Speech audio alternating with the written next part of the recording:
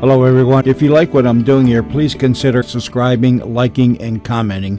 It would really help the channel out quite a bit. Thank you very much.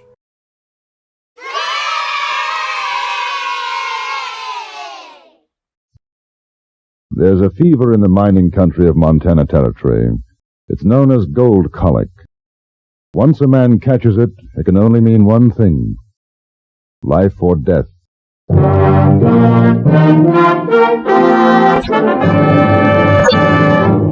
Frontier Gentleman.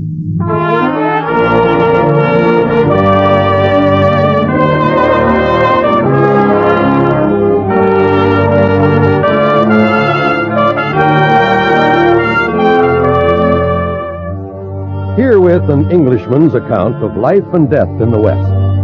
As a reporter for the London Times, he writes his colorful and unusual stories. But as a man with a gun, he lives and becomes a part of the violent years in the new territories. Now, starring John Daner, this is the story of J.B. Kendall, Frontier Gentleman.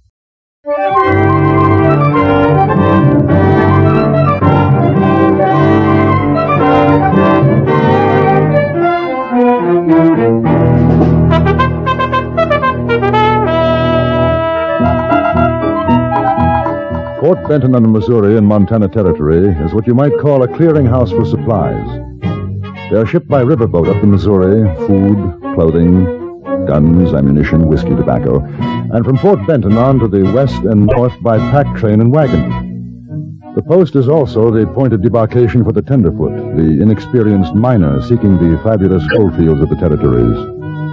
It seemed a worthwhile spot to find a story for the London Times, and so on my arrival, I went to the office of the local newspaper, the Fort Benton Dispatch. The editor was an affable chap by the name of John Warren. He took me into his tiny office. London Times, eh? Sit down, Mr. Kendall. Thank you. Well, this must seem kind of like a tin horn paper to you. Oh, not at all, Mr. Warren. As a matter of fact, I rather envy you. My work depends entirely upon whether the editor likes my story or not. If he doesn't, I don't get paid. If he does, well, I'm in luck. Mm-hmm. Well, let's hope I can put you onto something good. That's very kind of you. Of course, the best thing you could do is to talk to some of the old-timers around. They've got 100 stories. Well, first I wondered, has there been much gold found in this vicinity? Around Benton? No, most of it's north and southwest of here. Big strikes over to Virginia City and Bannock. Mind you, there's talk, you hear it around once in a while, of gold in these parts. But I never heard of anyone striking it rich. Most of the boys just pick up supplies here and try to get a grub stake to head on out to the mountains. I see. Well, didn't you try prospecting? Nope. Found a good wife, a pleasant way to live. I make out and I'm happy. Too many hill rats wasting their... Hill rats? Prospectors. Too many of them wasting their lives for that one big chance. I guess I'm not that much of a gambler. Where would I be likely to find a chap like that, a hill rat? Oh, Benton's full of them. You want a real old-timer? Go down and see Shorthorn Tom. Shorthorn Tom? Yeah. Nobody knows his real name, and he's probably forgotten it himself. You'll find him down at the Shack's end of the street here. Turn left. His place is the first one on the left. Good, I'll call on him. And, look, don't let him talk you into grub staking him. He's got a lot of crazy ideas about finding a lost mine. He's been at it for 6 years, they say. Well, I'll be careful. Say, Mr. Kendall, why don't you join me and the missus for dinner tonight? You'd sure be welcome. Well, that's very kind of you, Mr. Warren. Well, it's not every day we get to meet a traveled man like yourself. I'll see you later, Mr. Kendall.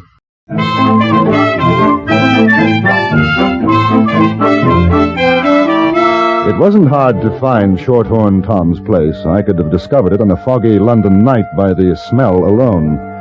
A ramshackle lean-to affair, it had the odor best described as rotting fermented cabbage, which a moment later I found emanated from the gentleman himself. The old prospector was the most unwashed individual I've ever come across in my life. Bleary-eyed, he greeted me at the sacking that passed for a door. Shorthorn Tom? I wonder if I could have a few words with you. What's the matter, boy? You got the heaves? No, I believe so. Sound like it. You want words? Come on in. Got me a mess of poop stewing. Light and rest your saddle, mister. What's your business? But I'm writing about the territory for a newspaper, Tom. I thought possibly you might be able to give me some information. Information. What kinds of information? Oh, the life of a miner, for example. Your life. No, no, I'm quite serious. You want to pay for information? Oh, well, I hadn't exactly planned on it. Then I ain't got no medicine for you. $5? Yeah, let's see it. Ain't you got no real money? Never did trust a bit of paper. I'm afraid that's it. Well, better than a sack of dingbats, I guess. You want some pooch? Is that what you're cooking? Yeah, tomatoes, sugar, and bread. Lost my teeth a couple of weeks back. Can't eat nothing but. I don't think so. Thanks very much. Well, you go ahead and ask what you want. I'll eat. I understand you've been mining in this country for some time.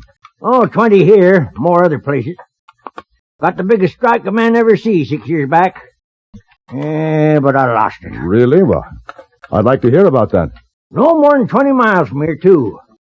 Except nobody believes it. But I heard there wasn't any gold to speak of here. You heard. Oh, listen, mister.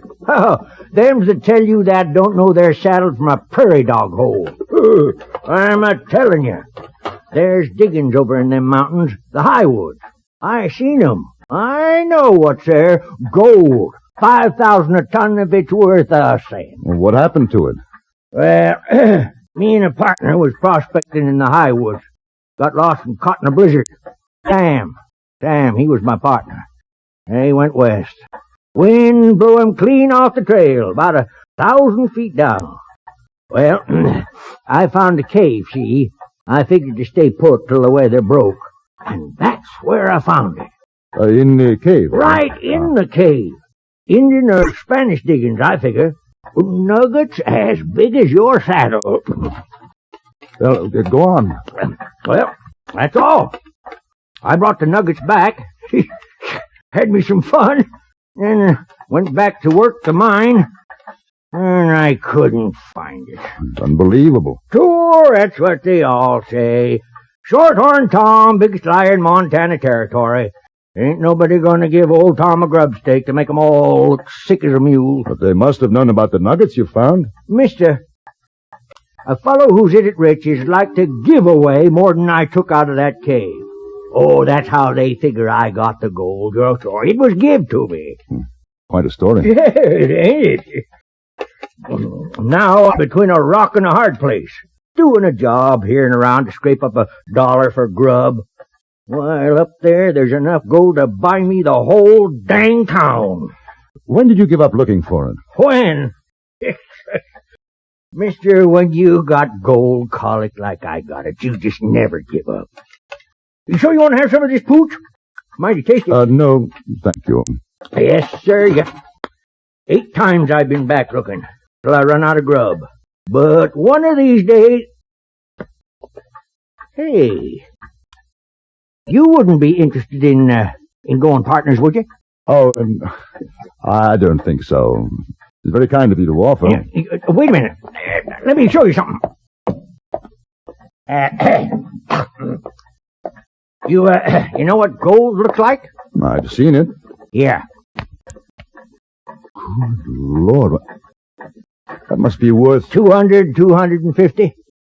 Well, but couldn't you use this to buy what you need for another try? Could, but won't. If I spent this and didn't find the mine, there'd be nothing left to prove what I know. Oh, it wouldn't cost more than $100.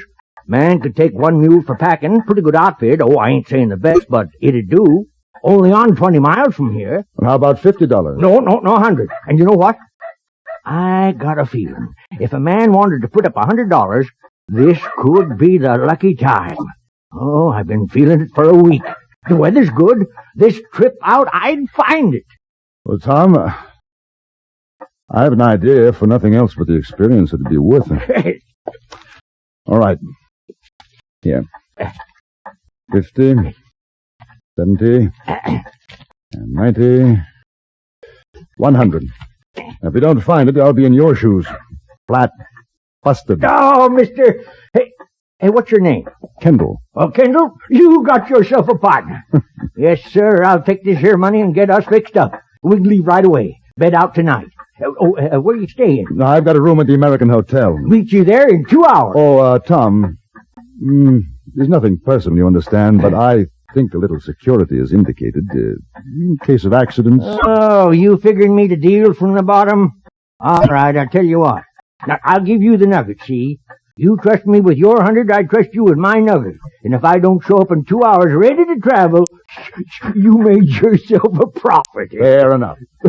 Mister, you may not know it, but you're going to be one of the richest men in Montana. Or the poorest. I'll meet you at the hotel.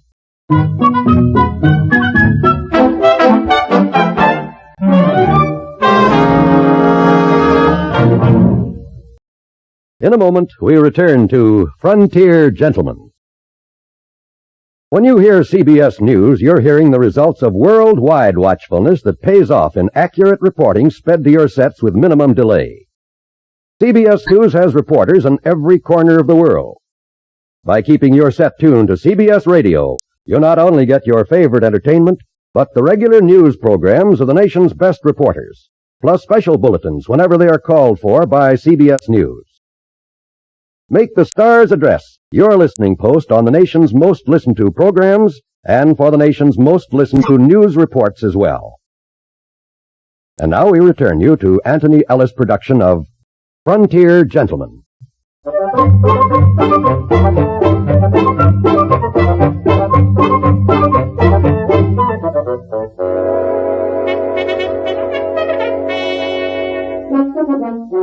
I had left Shorthorn Tom at a general store to buy supplies. Precisely 2 hours later, the old prospector was outside my hotel, leading a scrawny-looking burro, which looked as though it would momentarily collapse under the weight of its pack. It seemed that we were ready, except for one thing. Shorthorn Tom was blind, roaring, drunk. Here you are, partner!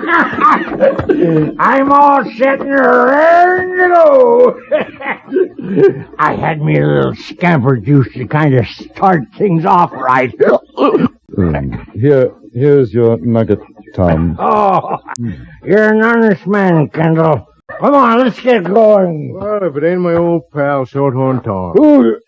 Oh, Kendall. You see this suck-egg dog? Calls himself Willie Sanders. Wears no good son of a gun claim jumper, this or any other side of the Rockies. See, you got yourself a grub stake, Tom. This fella you playing for sucker? Sucker? You see this nugget, you river sniper? We're gonna get more like it. You've been laughing at me and my gold in the Highwood Mountains, huh? Well, we'll see who's the sucker. No good varmint, I got a good mind. Tom! Ain't no good trying to rouse him, mister. He does it every time. You bet he poured a whole bottle of whiskey in him. Gets stiffer than a board. He'll be like that for hours. Give me a hand with him, will you? I'll take him up to my room. They won't let that old buzzard in the hotel. I think they will. Come on. I had a boy take the burro to the stable. Then together, Saunders and I carried old Tom into the hotel, up to my room, and put him down on the bed. He was snoring quite peacefully. My companion, Saunders, was not of the nicest type. Thick black brows growing in an almost straight line across his eyes, and a cast in one eye which gave him an even more villainous appearance. As I put Tom's nugget in my pocket, I saw him give it a sidelong glance. You believe that story of his? I have no doubt of it at all. Nobody else in Benton does. Well, that may well be their misfortune. Did he tell you where the mine is? He gave me a rough idea. Now, thanks very much for your help. You grub staked him, huh? I grub staked him. Good afternoon, Mr. Sanders. You really think there's a mine? My dear fellow, I can't see what earthly concern it is of yours, but yes, I think there is a mine. How about taking a couple more partners on, me and a pal of mine? Not interested, thank you. He find that nugget up there? You heard him. Goodbye, Mr. Saunders.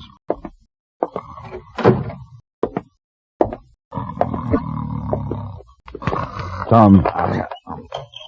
Tom.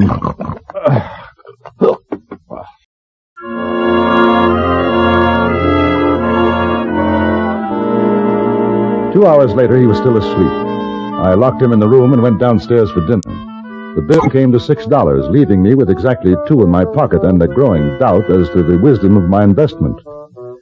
I was just about to get up to leave the table when I heard a voice behind me. Hi there, handsome. Yes, you. Good evening. Mind if I join you? Why, no, not at all. Won't you sit down? I've been watching you from over there. You know what I said to myself? I said there's a real lonesome man. A real lonesome man. So I come over to make you feel better. Oh, well, as a matter of fact, I'm in quite high spirits, really. That's swell. That's real swell. I'm glad. My, you got a beautiful way of talking. Thank you. You're good looking, too. Nice and tall and good looking. Very kind of you. You know what I bet? I haven't the remotest idea. I bet you're from the East and you're going to look for gold. And I bet you find it. What do you think of that? Extraordinary. I'm Alice. What's your name? J.B. Kendall. J.B.? What does that mean? Oh, just initials, you know, J.B. Everybody calls me J.B. I like that. It's strong. J.B. Would you like to go someplace quieter to talk, J.B.? Not particularly. You see, I have a friend upstairs in my room. Oh? No. You don't understand. A gentleman. Not feeling too well. I am sorry. Then if you like, we could go to my place. Charming thought, but not tonight. You don't like me. Well, to the contrary, I find you irresistible, but I must say I question your motives. Run along, dear. Your friend, Mr. Saunders, is much too interested in our conversation. Sanders? Who's he? The gentleman behind the pillar, see? I saw you come in with him before. Would you be good enough to give him a message? Just say, no partners. Good night.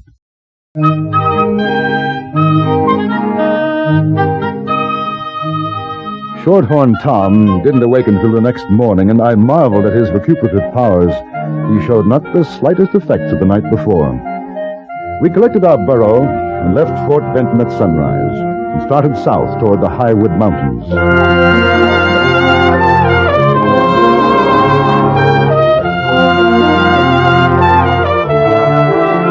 2 days later, we were in the heart of the mountains. Tom was in excellent spirits. He seemed to know exactly where he was going. You see that gulch, bro? I swear I got sight of it before that doggone blizzard closed in 6 years back. Yes, sir, we're on the right trail this time. You mind stopping for a moment? Sure. I thought I heard something. Oh, man gets that way in the mountains. Hear a lot of things ain't really there. No. It sounded like horses. Oh, just echoes the old burro, that's all. What's your real name, Tom? Oh, I ain't had none except Shorthorn Tom for so long I near forget sometimes. When I was a sprout, I had me some folks called Weatherly. That was a long time back, Kendall. What about Shorthorn? Where did you find that name? Never found it. Was give to me. That's what they called a tenderfoot down south a ways, and the name stuck.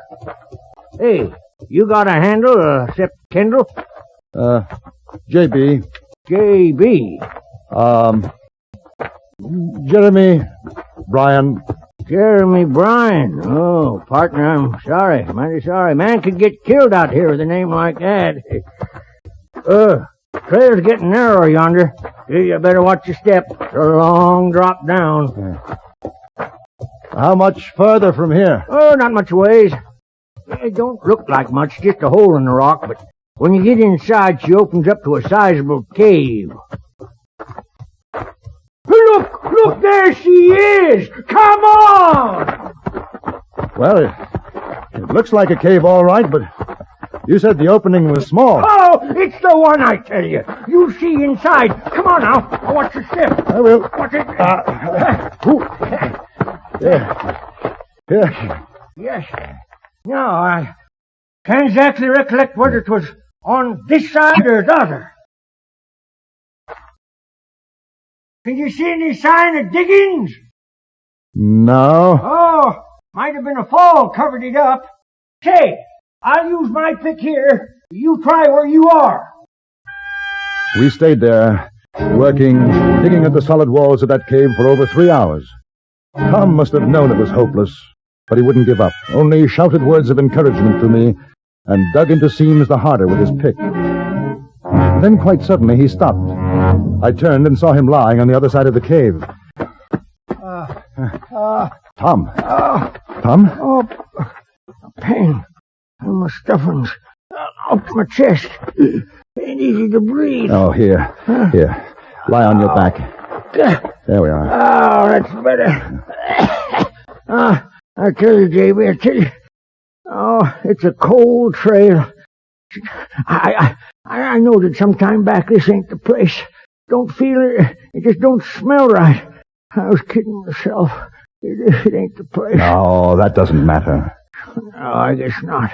Not no more. Oh, here. You take this. What for? I don't want the nugget. I told you. It's worth 250 maybe. I won't need it now.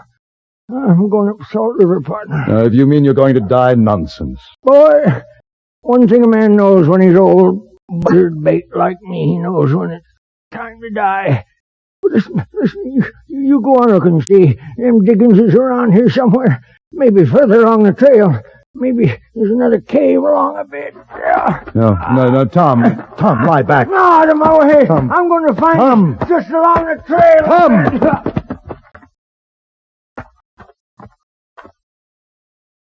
That old Tom, he sure had the gold collar bad, didn't he? You dead, Sanders? Sure he's dead. Don't you figure, mister? Yes. Me and my partner here, we come up to see how you was doing. Didn't find the mine, huh? No, we didn't find it. Well, there's still the nugget. I seen him give it to you. Hand it over, huh? Gentlemen, I feel rather sad about Tom's passing. Be good chaps and let well enough alone. You kidding with that talk? Oh, he's a dude. He can't help the way he talks. Yeah, you give us the nugget, huh?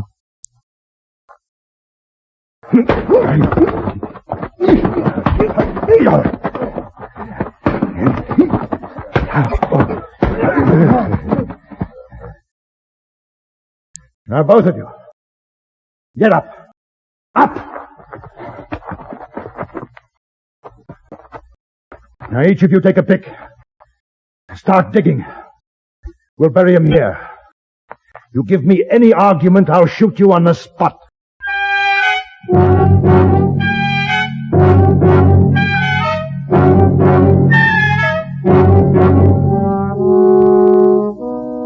After Shorthorn Tom was buried, I took the horses belonging to Sanders and his friend and started back to Fort Benton. I had the idea the walk would do them good. After sending my story to the Times, I had a drink for old Tom, then packed to leave for Helena in Montana Territory.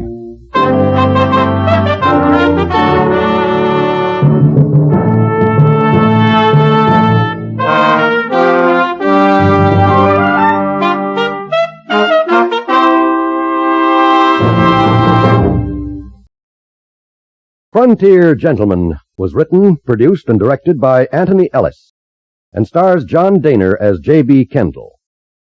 Featured in the cast were Joe Kearns, Don Diamond, Virginia Gregg, and Herb Ellis. Music was composed and conducted by Wilbur Hatch.